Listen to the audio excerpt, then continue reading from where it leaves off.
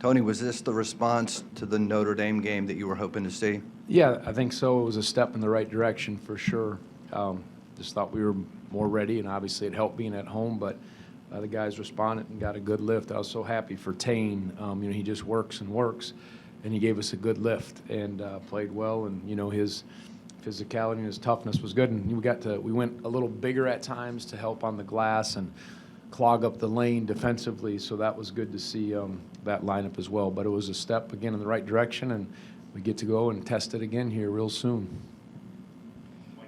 Along those same lines, in terms of the mentality, are there guys on this squad that you count on to make sure that one loss doesn't become 2 and 3? Is there a group there, or is it team effort? Does it come from you guys?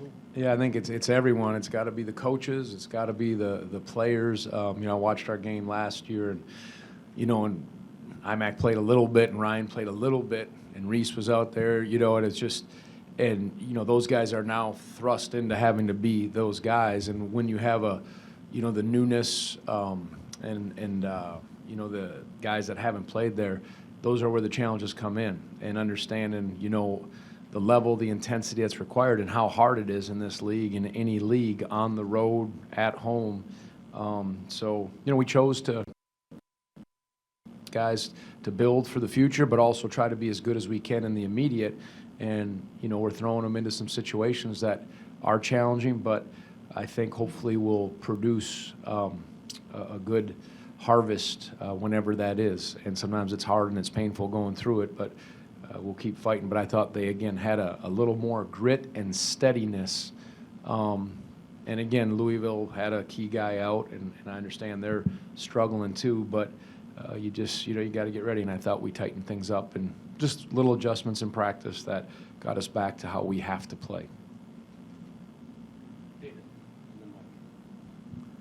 Tony, as you reviewed film from Saturday, was there anything that jumped out at you that you didn't see, that you didn't notice just to the naked eye? Or I think it just maybe was a little more magnified. Our how soft we were on the ball, and our inability to help each other. I think I used the word disconnected. I think that's what I used in the post-game press conference. Those things really showed, when we were kind of lukewarm on the ball and kind of stretched and not connected, and that got them going. And I thought we actually got some quality looks early, but then unraveled. But I think those two things were, I thought that was the case, and then watching it on film, it really showed that. 20 assists, 3 turnovers, 52% from the field. What was it that got you guys into and kept you in that offensive rhythm? Well, I thought we were, as I said, not too slow, not too fast. Just play good basketball. We tried to space a little more. Obviously, when guys stick a few jumpers, that helps. When you're stone cold and you can't get a lot, that's a challenge. But I thought we got, again, great lifts from Tane. I got some offensive rebounds. I thought Jake did a really nice job on the glass, and we've been struggling with that. But there's just a good mix, and guys handled the ball, and they had purpose, and took what the defense gave us. Sometimes they switched against us, played a little zone, but thought we did a decent job of recognizing, and everybody contributed well. And we left some buckets out there. We'll keep hopefully getting better at our finishing, but I thought we got good looks.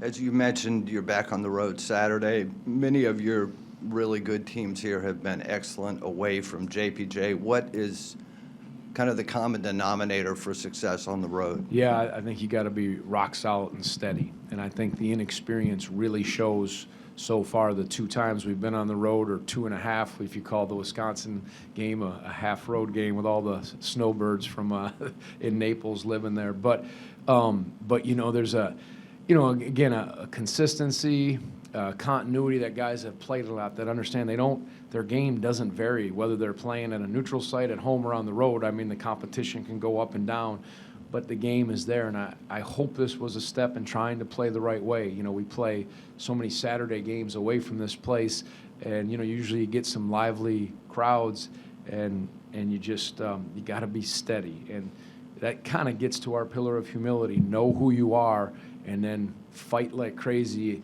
to establish it and hold on to it through the ups and downs of a game, especially road games.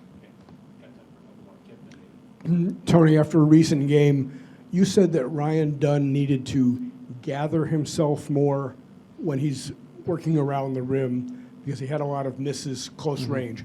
Do you see signs that he's doing that? Tonight, 7 of 8, obviously. Yeah, no, I thought he played well, and I like it that we were used him at times, guarding inside, outside. I thought he cut well, caught.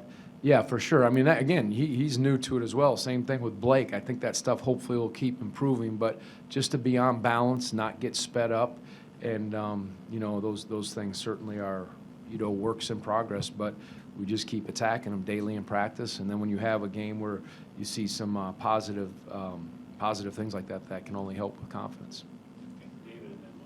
Tony, it's human nature, but have there been times this season when poor shooting affected you guys on the defensive end? Absolutely, yeah. I mean, I think at times, you know, we've defended pretty well. We were flying around.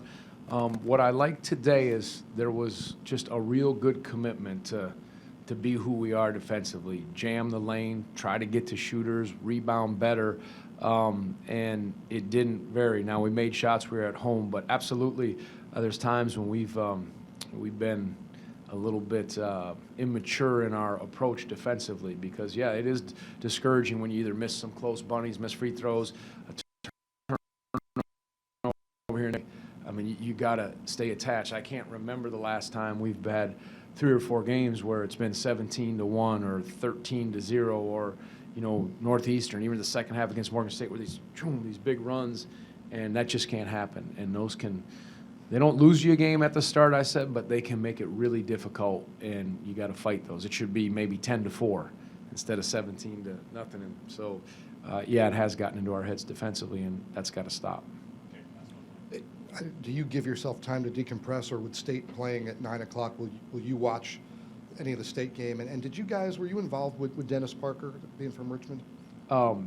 They play at 9 tonight. We'll watch. I mean, that's the nice thing about film is you can cut out the commercials and you can watch it quick and do all that. So, I mean, sure, some of our guys might watch it.